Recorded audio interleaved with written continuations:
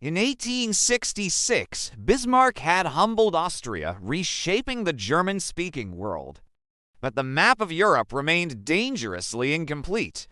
To the west, a nervous and proud French Empire under Napoleon III watched Prussia's rise with growing alarm. The specter of a unified Germany on its border was a nightmare Paris could not tolerate. Another war felt not just possible, but inevitable. Bismarck knew this. He also knew that to forge a true German empire, he needed one final, unifying conflict. But it had to be a war France started. The master manipulator just needed the right spark. That spark came from an unlikely place, the vacant throne of Spain. When a German prince was offered the crown, France erupted in fury. French diplomats cornered Prussia's King Wilhelm at the spa town of Ems, demanding he promise that no German royal would ever seek the Spanish throne. The king politely refused and sent a telegram to Bismarck detailing the encounter.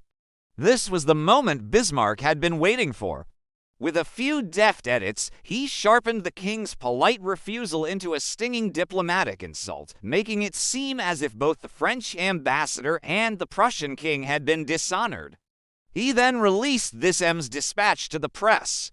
As he predicted, nationalist fury exploded in both Paris and Berlin. France, feeling its honor had been publicly trampled, declared war on Prussia. Bismarck had his war and on his terms.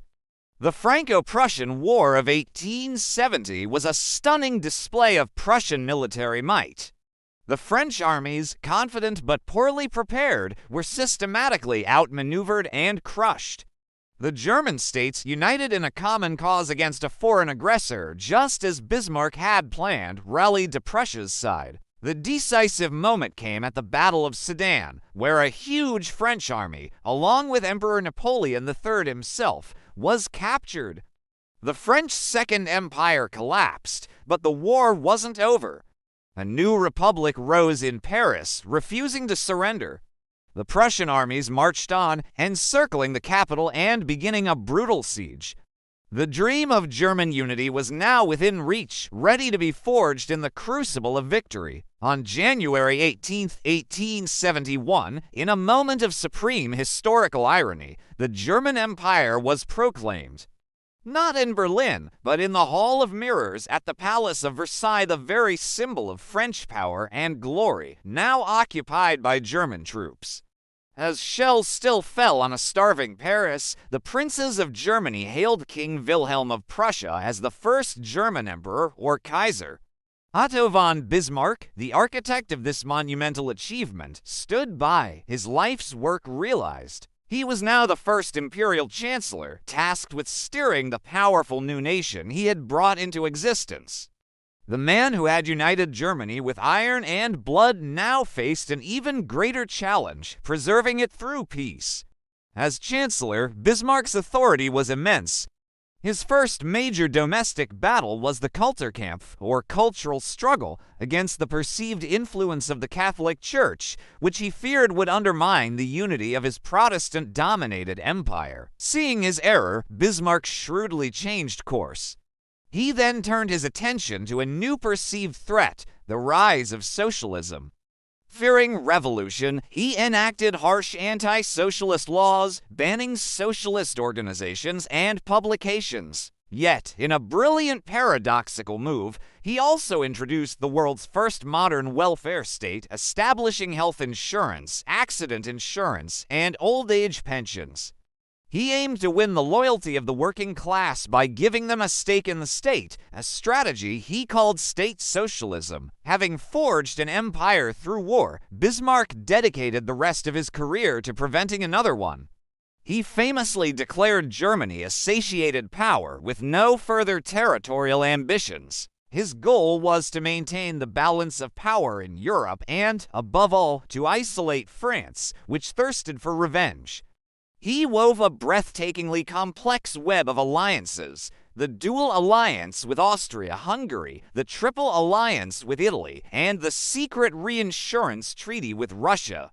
His diplomatic system was a masterpiece of political engineering, designed to prevent any major coalition from forming against Germany. It required constant attention, juggling the competing interests of rival empires. Bismarck was the indispensable spider at the center of this European web, a role only he could play. While other European powers scrambled for colonies in Africa and Asia, Bismarck remained deeply skeptical of imperialism. He saw overseas expansion as a costly distraction, one that would inevitably create friction with Great Britain and divert resources from securing Germany's position in Europe. "My map of Africa," he once quipped, "lies in Europe. Here is Russia, and here is France, and we are in the middle. That is my map of Africa." He only reluctantly engaged in the scramble for Africa to appease domestic commercial interests and use colonial disputes as diplomatic bargaining chips. For Bismarck, the real game was always on the continent, maintaining the delicate equilibrium he had so carefully constructed. His focus was singular: the security of the German Reich. Bismarck's power depended entirely on his relationship with the Emperor Wilhelm I. The two men were vastly different in temperament, but they forged a deep, functional bond built on mutual respect. Wilhelm often disagreed with Bismarck's ruthless methods, but ultimately trusted his Chancellor's genius and almost always yielded. This partnership was the bedrock of German policy for 2 decades. But in 1888, the old emperor died. His son ruled for just 99 days before succumbing to illness, bringing the young, ambitious, and impetuous Wilhelm II to the throne.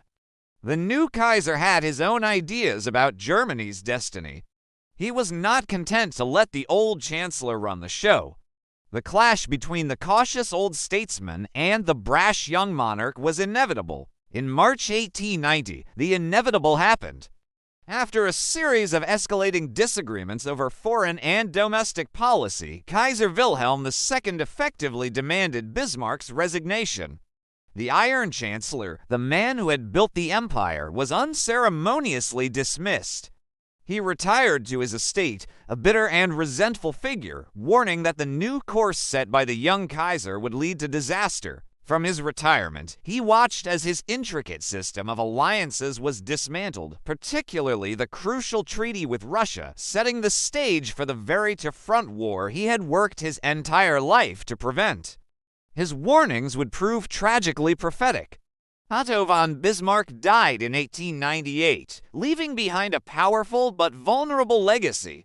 He was a political genius, a master of diplomacy who understood the mechanics of power like few others in history. He had united a nation and, for a time, secured the peace of a continent through sheer force of will and intellect. He built an empire with iron and blood, then spent the rest of his life trying to keep it from falling apart. Bismarck's legacy of realism, of state building, and of the delicate, dangerous balance of power still echoes in the corridors of Europe today. If this story inspired you, hit like, subscribe, and turn on notifications. More great minds from history are waiting to be rediscovered.